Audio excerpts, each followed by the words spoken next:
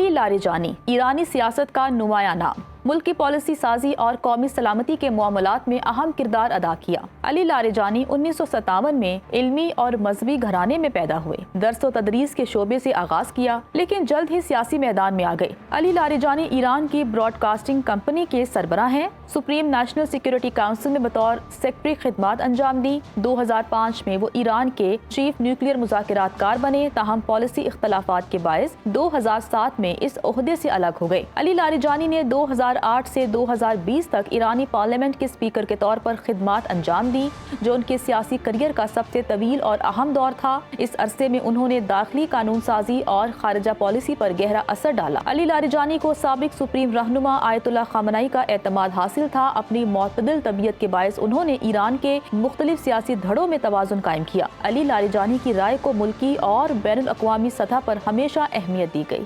علی Larijani ایرانی سیاست کا نمایاں نام، ملک کی پالیسی سازی اور قومی سلامتی کے معاملات میں اہم کردار ادا کیا۔ علی لاریجانی 1957 میں علمی اور مذہبی گھرانے میں پیدا ہوئے۔ درس و تدریس کے شعبے سے آغاز کیا لیکن جلد ہی سیاسی میدان میں آ گئے۔ علی لاریجانی ایران کی براڈ کاسٹنگ کمپنی کے سربراہ ہیں۔ سپریم نیشنل سیکیورٹی کونسل میں بطور سیکرٹری خدمات انجام دی۔ 2005 میں وہ ایران کے چیف نیوکلیئر مذاکرات کار بنے، تاہم پالیسی اختلافات کے باعث 2007 میں اس عہدے سے الگ ہو گئے۔ علی لاریجانی نے 2008 سے 2020 تک ایرانی پارلیمنٹ کے اسپیکر کے طور پر خدمات انجام دی، جو ان کے سیاسی کیریئر کا سب سے طویل اور اہم دور تھا۔ اس عرصے میں انہوں نے داخلی قانون سازی اور خارجہ پالیسی پر گہرا اثر ڈالا۔ علی لاریجانی کو سابق سپریم رہنما آیت اللہ خامنئی کا اعتماد حاصل تھا۔ اپنی معتدل طبیعت کے باعث انہوں نے ایران کے مختلف سیاسی دھڑوں میں توازن قائم کیا۔ علی لاریجانی کی رائے کو ملکی اور بین الاقوامی سطح پر ہمیشہ اہمیت دی گئی۔